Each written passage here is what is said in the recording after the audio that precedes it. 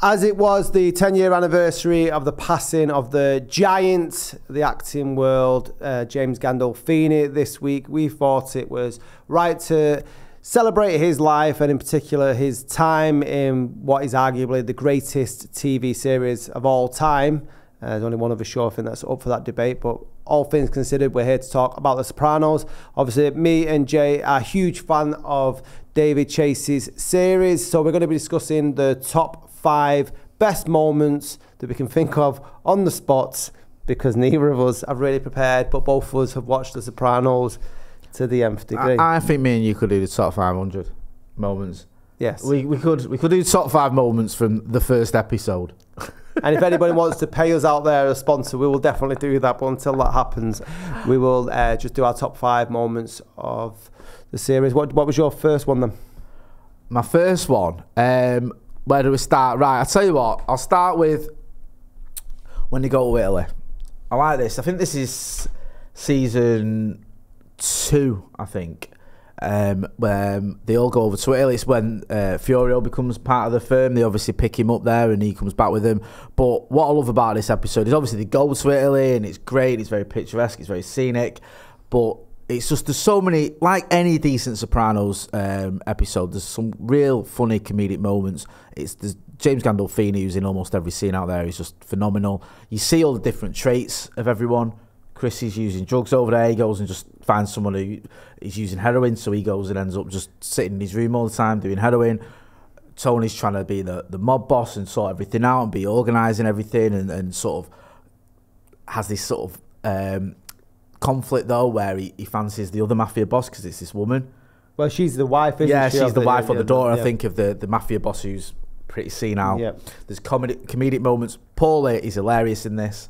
He's just like a child, and he keeps pestering Tony about what they're eating and all this sort of stuff. And Tony's like, "What is wrong with you?" And he's like, "I've never been to Italy before. It's a big deal for me." So it's just one of those episodes that has everything. And obviously, Fiorio is one of my favourite characters as well. To see him first appear in it and how he sort of impresses Tony enough for Tony to want to bring him over, it's just perfect. It's just a really perfect episode. And at the centre of it all, as with everything that's good about The Sopranos, it's James Gandolfini, just as per usual, giving an acting masterclass, making you root for him, making you sympathise with what he's going through, and he's trying to sort of juggle these feelings he's got for this the other rival mafia boss. He's trying to keep his crew in check who are just letting him down. It's all one of those where it could go wrong, but it doesn't, because he makes it work. It's like the In-Betweeners, the mafia version. It is, isn't it? Like where they've all gone abroad. Yeah, he goes over there. He's got Paulie, who's treating it like a big holiday, who can't get enough of everything, who's, you know, keeps going on about the food and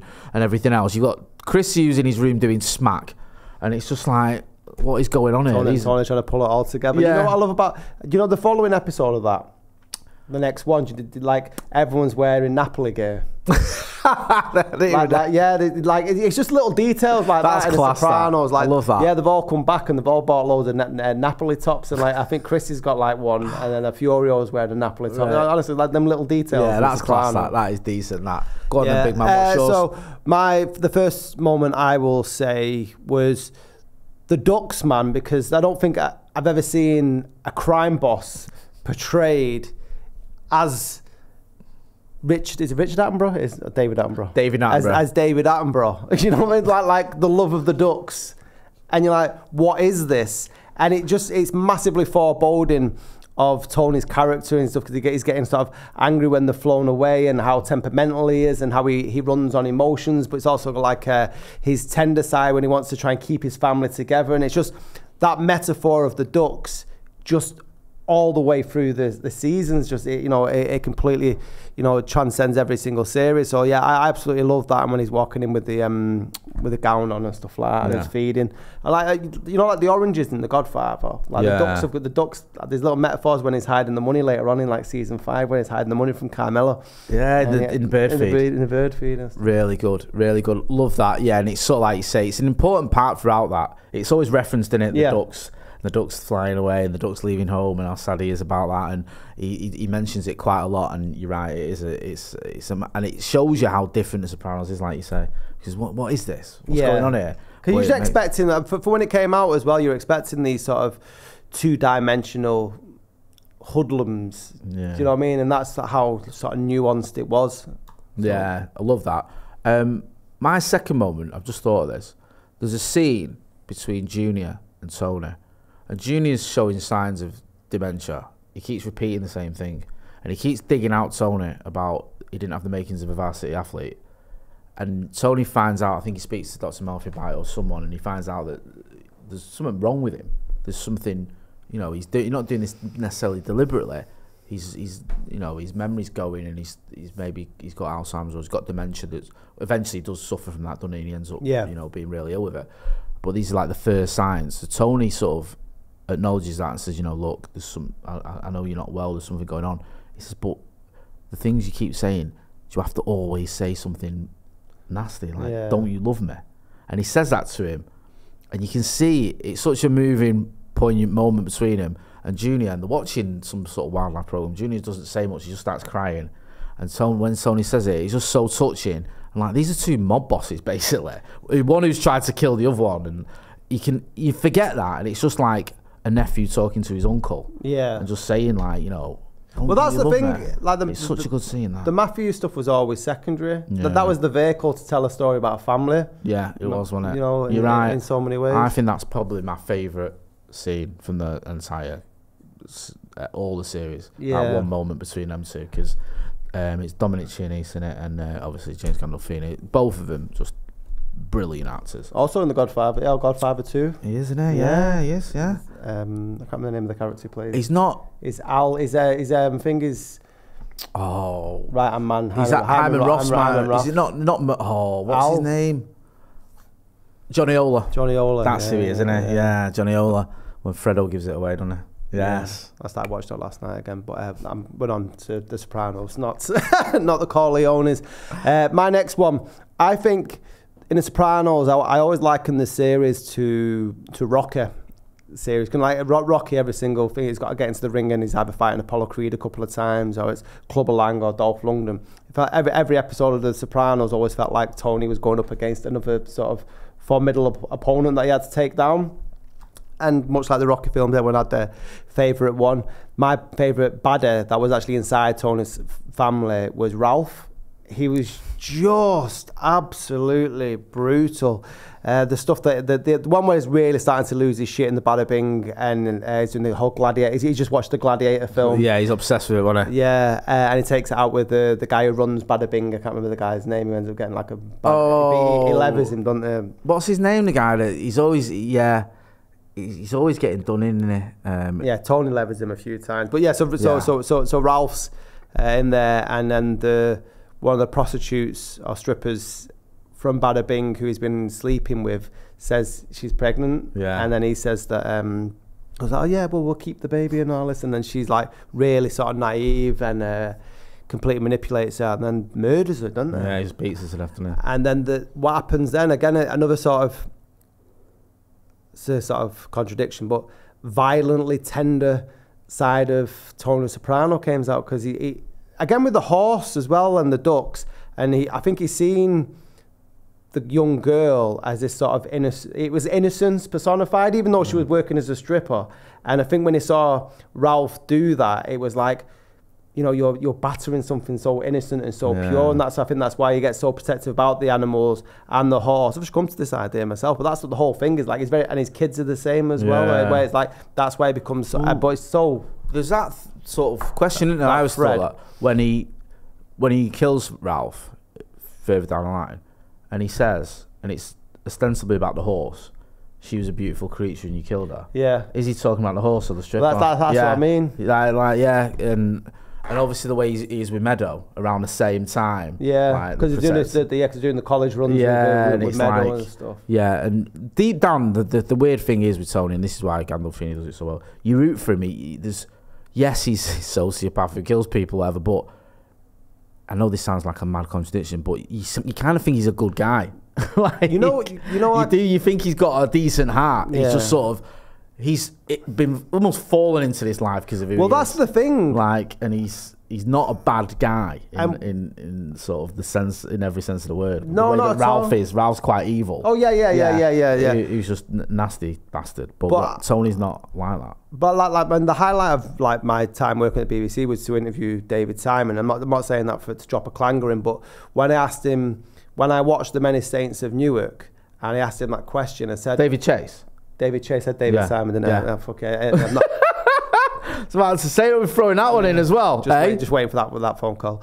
So David Chase, and I said to him, I watched The Many Saints of Newark, and the penny drops when you watch that, and then you see The Sopranos again, is that, and I put this to David Chase, that Tony actually suffers from PTSD because he's seeing the violence and stuff like that. And I always think when you watch The Sopranos after you've seen The Many Saints of Newark, you can hark back to that and you see this. I think he's trying to protect the innocence of other people because he feels like his is being robbed because he was sort of forced, like you said, into this lifestyle because he wanted to be a varsity athlete. Do you know what I mean? Like he had ambitions to do 101 things. He wasn't meant for this life, but it was stolen from him. Yeah, and I think that's a really good shout. I remember David Chase was impressed when he with your questions. Yeah, and I think rightly so. And I think because we weren't aware of that when we were watching The Sopranos the first time round, is that, and this is the genius of James Gandolfini, is that you sense it, and that's why you root for him because do you know what I mean? Because he has like bad tendencies, but I'm not too sure if he's evil. Do you know what I mean? In the way that Ralph is. No, 100% agree with all that. Yeah, I think it is mad that you have that opinion of him when you see some of the things he does as well. Yeah, it's like, you know, go on, Tony. Yeah, you sociopath, you. Because he kills a few people himself. Doesn't he? I was like that when I watched Narcos. I was like, I'm literally rooting for Pablo Escobar. What the fuck is going on? And he was a lot nastier than Tony Soprano. For his behaviour. It's me. Is it me next? Yeah. I'm gonna go with. Do you know what? We'll go with the one behind me, Pine Barrens. I mean, the whole episode's brilliant, but just the bits in the actual Pine Barrens between Chrissy and Paulie where they get lost, they go to bury the body. He's still alive. He hits him with a shovel. He runs off. They shoot him in the head. They can't find him. They don't know if he's alive or dead. Then they get lost. Paulie loses his shoe. Then they're starving. And then Bobby takes Tony to go and find them. And Bobby's all dressed up in his hunter's gear and everything. And Tony and Junior are laughing at him. It's absolutely hilarious, this episode, and it's got some of the best lines in any show ever. And I love it where Tony's trying to tell him over the phone what's going on about this guy that they've just let go, and he's like, he was part of the Ministry of Interior. He killed 40 Chechens, he's this, and Paulie can't hear him, and he goes in, and Paulie says he was an interior decorator. And Chrissy goes, really? His place looked like shit. Never gets old, does it? It doesn't. It's such a brilliant episode. I think that might be my favourite episode of anything. Yeah. Like anything television-wise ever, because it's so good. And just seeing all these lot and the trials and tribulations they go through. And a lot of it is down to Paulie as well, isn't it? Because he's just, he's got this sort of weird thing about, he's a bit xenophobic, isn't he, Paulie? He doesn't like certain people from different backgrounds, and he's got a thing about the Russians, and that's what sort of kicks all this off. But you see just the Sopranos is his best. Brilliant writing, brilliant acting, and the sort of the dark and the light. Some really dark bits of, obviously they're taking some guy out into the woods to kill him or to bury him. Yeah. But bizarrely, it's just hilarious. Certainly is. Another hilarious scene is the one where it comes out amongst the gang that Uncle Junior is a fan of going down south. And that is hilarious for many a reason, because like Tony's ribbing him, isn't it? Over the dinner table and stuff like that. Oh, it's when they go golfing as well. Yeah. So it's completely and then so all the way through it, and then there's a scene at the end, I think, when Tony and Carmela are about to go to bed, and then she goes, "You all do it," and then he goes, "Don't you dare say that!" Once a year or something. Once a year. And he goes like, nobody talks. You can't say that anywhere outside. What goes on in this bedroom? Stays in this bedroom. It's hilarious. It's so funny. because he's as angry at that than anything I've seen in the whole series. He didn't want his wishes to say that he likes going down on her. And it does it like what on a birthday once a year. That is brilliant. That's what I mean, and it's all so believable, isn't it? Like you never watch this and think it's cartoonish or it's ridiculous. It's like it's funny. It's dark, but you can buy into it. It just hits all different, you know, like I said, the comedy, the emotional side of it. Even the humdrum sort of, you know, going about business and stuff. Yeah. You know, it never tries to be a parody of mafia lifestyle, I imagine, because I don't know too much about the lifestyle, but I've seen bad mafia films and this series, and this certainly isn't one. My next moment is something I mentioned to you when we were discussing on the live show the other day.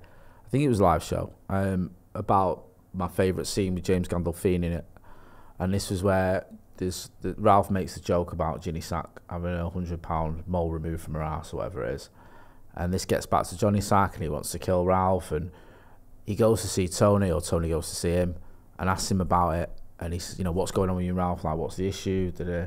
And Johnny tells him the joke. He said he made a joke, and he says, well, what is the joke? What does he say? So he tells him. And if you watch that scene, I just think it's an acting masterclass from Gandolfini. Because you can see in his eyes, just in his eyes almost, he's dying to laugh, but he knows he can't. So he doesn't do anything. It's not like he's going or anything like that, because that would have just been too much. Or even smirking, really. It's just, you have to watch it, because I'm struggling to explain it, but when you see it, you will know that he's stifling laughter. Yeah. You can tell he's fucking dying to smirk or laugh or something, and he doesn't.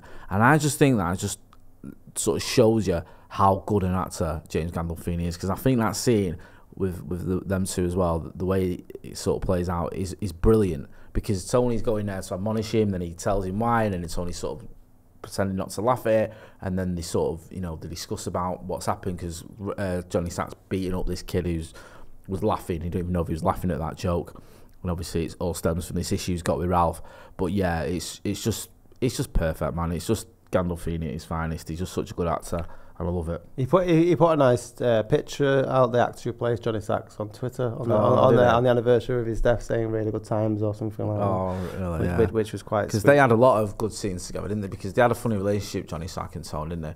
Because they were mates. They were like friends, but there was always as the series got on, there was more of a divide coming in. It was Ralph, because when Johnny wanted Ralph killed, because of like the disrespect and Tony, and then obviously like the division happening. Then Johnny became one of the bosses, didn't he? Boss, Johnny Sack, and then obviously he was a bit too playboy, though, wasn't it? Like he wanted the big house and the cars. Yeah, and it was a really odd relationship in many ways, but I think they got on. Yeah, they got on like well, but yeah, they had their obvious issues, and it was mad because then you have that scene where they resolve them, don't they? Yeah, and then a minute later the FBI turn up, and Johnny tries to make a run for it and ends up going to jail, which is obviously where he ends up dying. Yeah, my next one of the things that the Sopranos was again different at was the sort of dream sequences, like what happened. A lot of them Tony's, but you also found the dreams of Chris Moltisanti when he's in what's the butcher's called?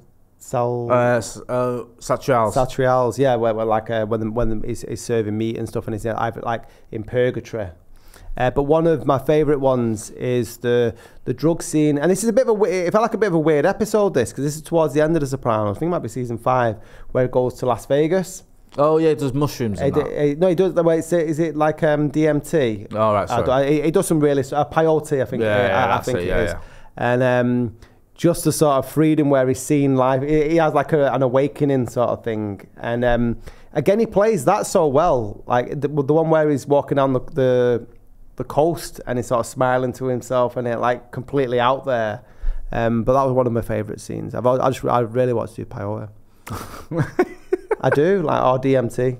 What is peyote? What even is it? It's like it's a cactus, but I think it's like what the Native Americans used to take to see God. But I was listening to, this is a proper side, Mike Tyson podcast today, and he's mad to get on the. Have you heard about the toad? No. So there's a toad that you can get. It grows in the Amazon jungle, and they dry it out, and from its back it produces like a venom, but it's like DMT, and like for 15 minutes you can it just basically blows your mind. It's like really strong and makes you see God and stuff. But everyone who's taking it, they have different experiences, but there's always these little guides, Like, and these are people that don't know each other, and there's like little dwarves or something, they might come in different shapes that take you on this sort of journey. It's possible. I've watched documentaries. Like, if it didn't work for the BBC, I'd probably try and get on that. But they experiment on DMT to cure depression. Mike Tyson puts it down to him stopping drinking and stuff. He goes once they've done that, honestly, it's fascinating. You like his complete outlook on life. So it just completely killed his ego. And he goes, once you've done, he goes, he's done it 7 times. Really? You're only supposed to do it once, but like. Yeah. I think this is. I don't apologise. I think this is my final one now. Final one. I'm just sort of thinking because I had one in my head, and I'm just thinking because it's Gandolfini. I just think of what's one of my other favourite Gandolfini sort of scenes. There's so many in that. It's so difficult. Do you know one that I like? You mentioned it. You just made me think of it. Is when he takes Meadow to college to look at colleges. Yeah. And he ends up murdering someone. Like, I just love that because it's just like he's taking your daughter out of college, which is a normal thing to do. Forget you're a mafia boss for a few days. You're taking her around college. Obviously, Meadow's a very bright girl, and there's a good chance she's going to go to one of these colleges. He bumps into a grass, doesn't he? He sees a guy that used to grass or that did grass and then was in witness protection, but left witness protection, and he decides to sort of hunt him down and then basically strangles him and garrots him to death. And I just love that. I love the fact that what is meant to be this little road trip between a dad and his daughter, because he's in the mafia, turns into him murdering someone in the middle of it and then lying to her about what he's been up to. And I just think, again, it's just weird that there's that weird thing with Tony Soprano, how you just kind of root for him all through it all. Yeah. Do you know what I mean? And it's like, you know, he says, doesn't he, that the guy who he kills, or the guy who's a grass, he said when his dad was dying that this all came out, and he said it was like one of the final nails in his coffin because it was someone he loved and trusted, and you know that really got to him, the fact that he'd turned as well. Yeah. So it's a real emotional thing there, and Chrissy wants to do it because he's still trying to become a made man, and he's like, no, this is personal, I'll do it. And I just think, yeah, that it sums up the Sopranos, like you were saying. It's almost like this mafia thing secondary, because that episode in many ways is about Meadow and Tony bonding. Because Carmela's ill, so she can't go. But that could be any job that he could be doing, where he's taking a phone call. It could be an accountant. That could be anything. It is, and it's just it's so well written as always, and like, you know, you think it's going one way, and it's just going to be this little trip to colleges with Tony and Meadow. Yeah. And then it takes this detour into Tony strangling someone to death outside their shop. Because the life of a mob boss never stops. Oh, that's well said, my friend. I think on that note, my final one will be Tony's many things: husband, mafia boss, friend, uncle. But I think at his heart, what he's most proudest is being a father. And you're touching on there about him, his relationship with Meadow. I think pushes his buttons a little bit more than AJ. I think he sees AJ as being a bit more naive and stupid and stuff. Where I think he thinks Meadow's a little bit more like him in the smarts and stuff. But the scene where AJ is depressed and tries to kill himself, and he's got the freeze block. I mean, hard to watch anyway. But as parents now are watching it again, and that's, can you just kind of imagine going through that and the sort of when he screams like, what are you doing, and all this, and then him trying to recuperate him through rehabilitation and stuff. And it just again shows how every single thing that's going on, the sort of madness that constantly surrounds Tony Soprano, at its heart, it is the children, and that typifies at the end. And whether what happens at the end, you know, that's the one thing, that's the one constant throughout, I think, you know, because all this sort of capos and stuff may fall off here and there and everywhere, but I think at the crux of the man is he is a father. Yes, and that's a great place to end it. No, I love that. I mean, there could have been about another, like I said, 500 moments we could have gone through. Such a good show, so many great moments. Get involved in the comments and let us know what your favourite Sopranos moment or moments are. We want to hear from you, and we'll probably end up doing more Sopranos. I think this is the second time we've done a top 5 involving the Sopranos, and there'll probably be another one on the horizon soon. What was your best minutes of the Sopranos? Yeah, what's your best song that was used in the Sopranos? Oh, that's a good one. There's been a few. Oh, it's the gift that keeps giving. But I've been Scotty, that's been Motty. Thank you everybody that's watching, and if you haven't, please can you subscribe?